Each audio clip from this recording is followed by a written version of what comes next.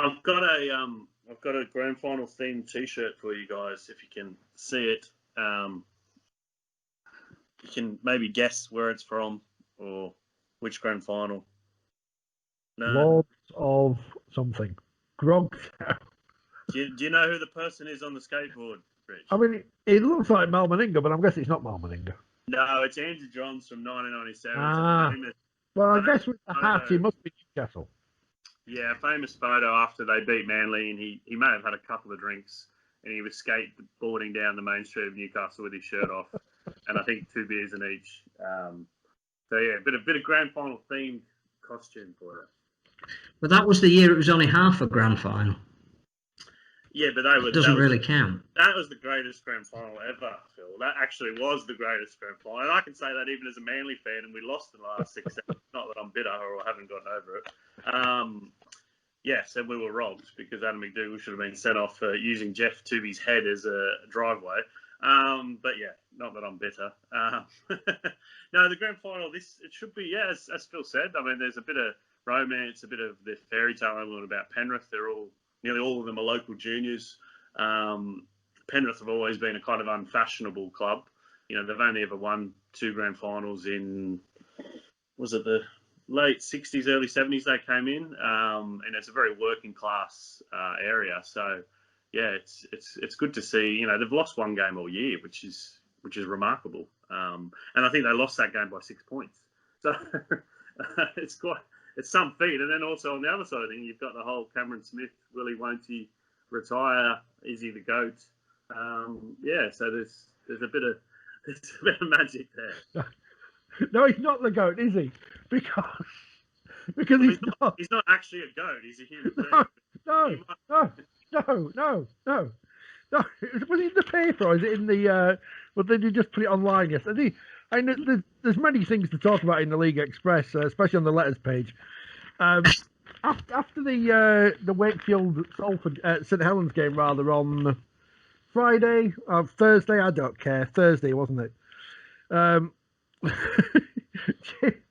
Christian Wolf, coach of St Helens, coach of Tonga, a man who knows lots about rugby league, was asked to compare Cameron Smith, alleged GOAT, and James Roby from St Helens, actual GOAT, because James Roby has scored 100 tries and Cameron Smith only scored 46 in the NRL.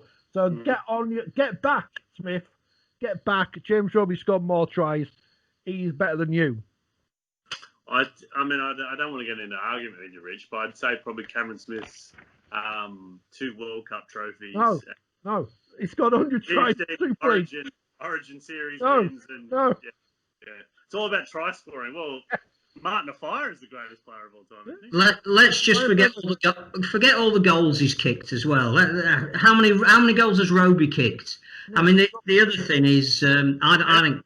How many times has Roby been sin bin? Because I think Cameron Smith's only been sin bin once, but it was last year. That was the funniest thing ever when he was kind of shocked. He was like, "How can I be sin binned?" And the way he wouldn't, he had to be ushered off the field at Cronulla because he was like, "This is unfair. How can I?" He's checking his contract, going, I think you'll find there's a clause in there that says, I rule this, I run this game on and off the field. I am the referee. Yeah. I have to say that in terms of comparison, it's very difficult, and across the different eras when the rules have changed and full time against part time, all that, it's a thankless task. But what I would say is, of this current, maybe last 15, 20 years, where the game has probably, we've called it Super League over here, and it's reached some heights over there. I would say Cameron Smith is the best player I've seen of this modern era. I don't think there's any doubt about that. The number of games he's controlled, and the big games that he has won, and the decisions that he makes, and the speed with which he gets the ball away from the play, the ball, all of that, he epitomises to me everything about the modern rugby league player. I don't think there's been anybody better than him consistently. The interesting thing, I think, is what John hinted at in his preview, is that you've got 2 very different models of how to build a rugby league club in this final, and it sort of does relate to Toronto in a little bit. You've got the expansion area that can't rely on local players because they don't exist. but nonetheless are incredibly successful and carry a big fan base with them for being successful. And let's not forget, Melbourne have spent, was it the last month and a half in Queensland, and they've been more than a month and a half. I think it's 3 or 4 months. So, and they're popular among the locals on the Sunshine Coast. It's not like anybody's saying, "Oh, well," you can imagine Toronto were based in Dewsbury. The locals don't take them to their heart. That hasn't happened. You know, Melbourne are accepted for being a great team wherever their players come from. And you know, talking of stories, the Justin Olam story is as good as any. That the whole of Papua New Guinea, every highland village will be up watching whatever telly they can get in front of, because he means so much to them. They don't care who he plays for. They don't care whether it's a traditional Sydney team or an expansion side in Melbourne. They will just be absolutely screaming their heads off for him to do well. And you compare that to Penrith, where success has been monitored by the amount of juniors that have come through their system that often have gone on and played for other clubs and had really successful careers. But if they can keep this group together, and it looks like, I think most of them have re-signed again. They'll always lose a couple and they'll bring a couple in. It's a great contrast, and neither is right and neither is wrong. And when you look at all of the bringing Toronto back, let's just look at, have they got the money? And let's forget everything else, because everything else fits.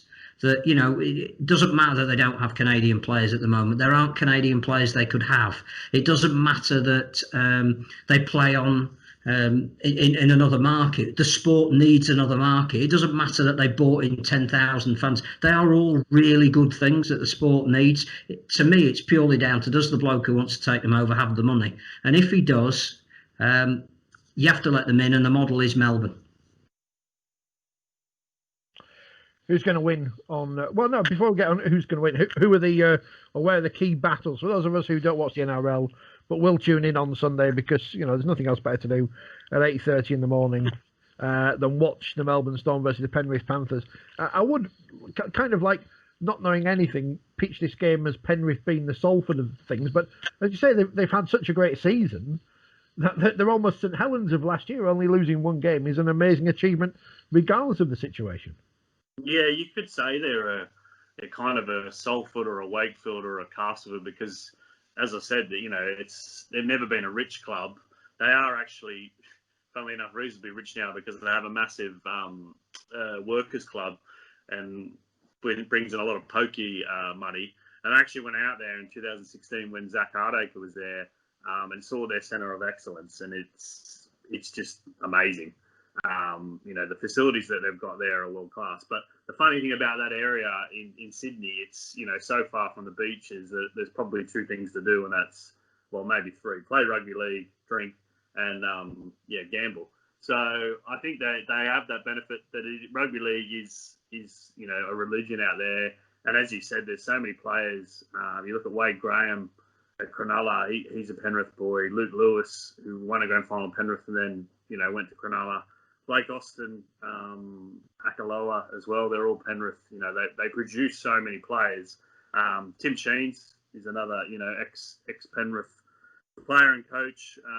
Phil Gould. You can go on and on. So Steve-O. Sorry. Steve-O. Yes, Steve-O. Well, apparently Phil Gould made his debut because he was replacing the end of Steve-O's career as a hooker. Brad Fittler, Greg Alexander. There's lots of great names. So it's a proper diehard rugby league area, Penrith. And the fact is, it's quite remarkable that Phil Gould came in, I think it was 8 years ago, and he the club was was a bit of a basket case. They needed to restructure, and he reorganised all their pathways. And then you look at the success they've had through the under-20s and the reserve grade. They've won grand final after grand final. All these players now are in the first team, but he actually sacked Ivan Cleary, what was it, in 2014. And then, he sacked another coach, Anthony Griffin. They brought Ivan Cleary back, and then him and Phil Gould and Ivan Cleary fell out. But Ivan Cleary's now, got Penrith into a grand final. So I think Phil Gould did some good things. He probably did some bad things. But it is a victory for, as Phil said, their investment in their own academy and their development in their local juniors. because they've only got a handful of players that they've picked up from other clubs, Aki Coruscant, Kikau, and obviously they lost James Maloney, a great player who went to Catalans, and Jerome Luai's kind of come from nowhere and is just a phenomenon at the moment. It's different to see such a young team playing so well and with so much confidence, and they really seem to enjoy each other's company. And there's a real strong Samoan. I think there's 4 or 5 Samoan eligible players in there, and they seem to have a really tight bond as well. So it's been enjoyable watching them play. No one would get this season. As Phil said, they came 10th last year. They lost James Maloney, an Origin half and a grand final winner, and they've just, been unbelievable. They even have a Brit in their team of legends, according to Wikipedia, the great Bill Ashurst. I have to say, if you're looking for matchups, and they may not directly confront each other during the game, because it's going to depend whether particularly one of them starts on the bench or not, but if you're not excited to see Nelson Asafa Solomona on one side and Billy Kikau on the other, then you don't love rugby league, because they embody and epitomise everything for me. Asafa Solomona is one of the most exciting running players, the hardest to stop.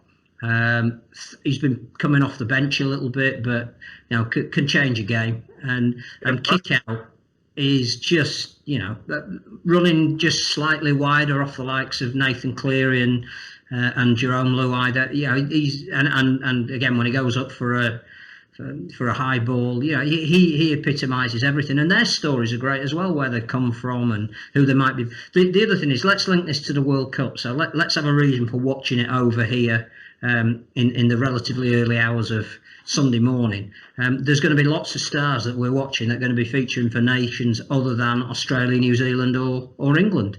So the Samoans, the Tongans, the Fijians, the Papua New Guineans, they've all got major representatives in this final, and get to know these people, because you're going to be seeing them, in your back garden soon, and that is really exciting. You're forgetting the Kiwis, Phil. I think still got some memories of 2013. I'd like to forget the Kiwis. Melbourne's success over the years has been built obviously on Queenslanders. They've picked up Queensland players from the Queensland Cup or not wanted.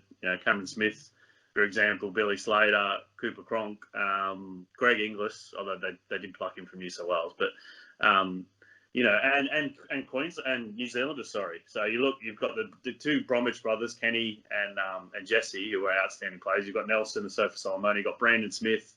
In the past they've had Stephen Kearney. They've had lots of great Kiwi players, so they're very good at recruiting from there. Jerome Hughes, obviously at fullback, almost forgot to mention him. I mean, at halfback. He was a fullback last year, and they've converted him. I think he's been sacked or let go by 2 other NRL clubs. He's just a phenomenal player. I mean, I think last week he set up 2 tries. He had 2 line break assists, a couple of tackle breaks. But in terms of battles, I think probably Ryan Pappenhausen and Dylan Edwards at the back. I mean, Pappenhausen, he's a touch footy player. I think he was playing in the Australian touch footy national team with Kalen Ponga 5 years ago. And 18 months ago, no club wanted him. West Tigers let him go, which is another. West Tigers are so good at recruitment and management. They let him go, and he was the 4th choice fullback at Melbourne.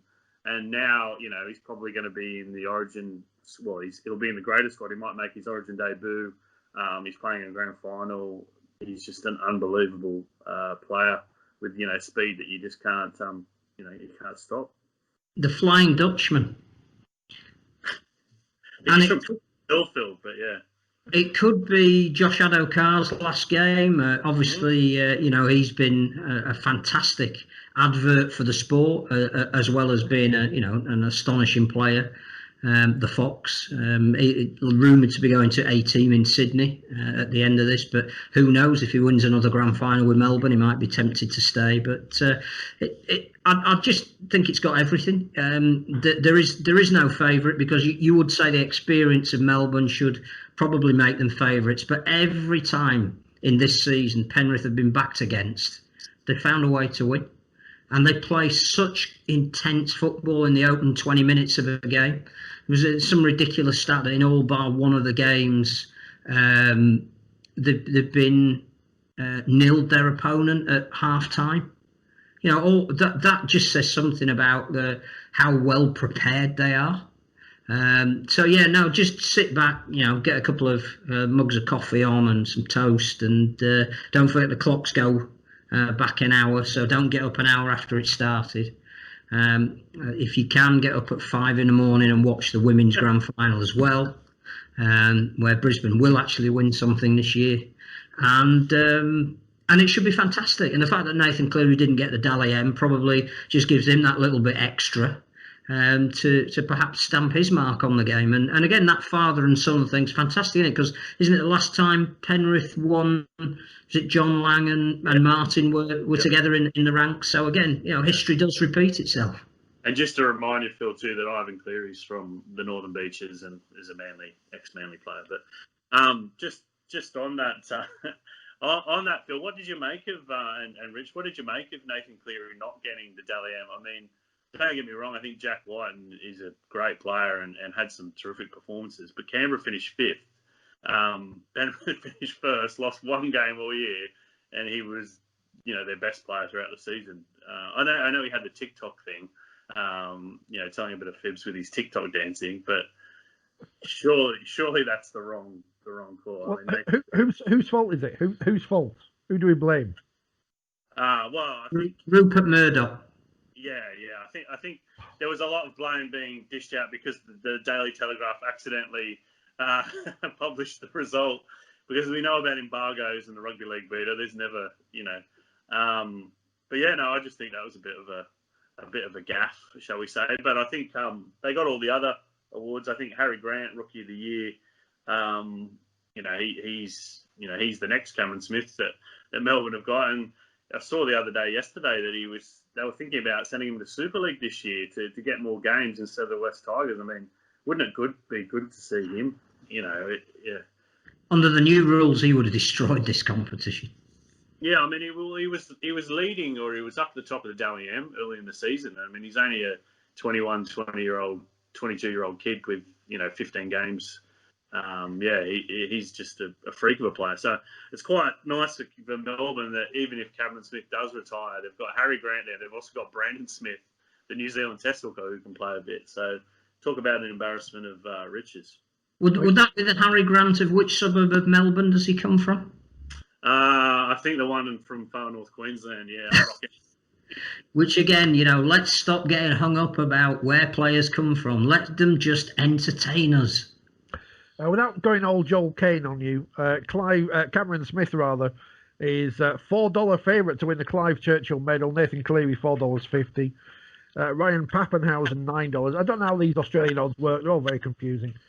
Melbourne the favourites though to win the grand final. 2-point favourites with the bookies in Australia, but do gamble responsibly, as you always say at the end of those things on the NRL, which is good. So who is going to win, Melbourne or Penrith? I think I'm not much of a gambler, much of a bettor, but I think if you're gonna have a bet, probably the more the odds would fall towards Melbourne, just because they're basically in the grand final nearly every year. They've got more experienced players. You know, they've got more Origin players, more Test players. They've been there and done it before. And if it is Cameron Smith's last game, then you know those players are going to run through, you know, brick walls to make sure he finishes as a winner. And he always seems to win. That's why he's quite disliked by a lot of people in Australia, not just because he just wins. He just, whenever he's there, he just manages to find a way to win, whether it's club, state, or, as you two know, for his country. And most of the times, I think he's won more Tests for the Kangaroos than anyone else, or something, Phil, hasn't he? Yeah, something like that. He's certainly captained them, I think, in more Tests than anybody else. Again, it might help Penrith that the ground won't be full. There'll still be a fantastic atmosphere with, I think they're hoping to be 40,000 people in there, although the way Ticket Tech seems to be working at the moment, just turn up and get in for nothing. And that might help, because I think, if 80,000 and that really oppressive atmosphere, and if you've not played in that kind of thing before, it can affect you. I think that works to Penrith's advantage. My only worry for them would be the way in which Melbourne started the game this week, the semi-final, because they absolutely blew Souths away. Canberra, and that's where you look at teams hitting form at the right time. And I just think the worry for a side going into a final that produced that level of quality for the first, 15, 20 minutes. They must have had 80% of the possession, and the 20% they didn't have, it was Canberra were on their own line. It was almost watching the perfect game.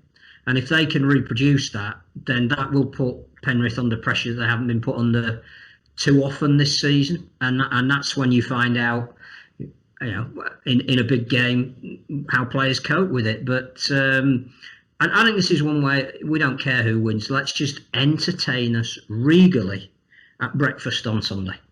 I think one thing in Penrith's advantage too is that Melbourne, I think, have got to fly in on the Saturday from Queensland and then basically stay in their hotel for the 24 hours until game time. So they're basically quarantined. So, you'd think Penrith, not far travel from Toyota, from whatever they call it now, Oak Stadium, whatever it used to be, from out west to Homebush is not far. So it's those little things can make a difference, I think. But Melbourne's experience, it's pretty priceless in those grand finals. Watch out for Stephen Crichton.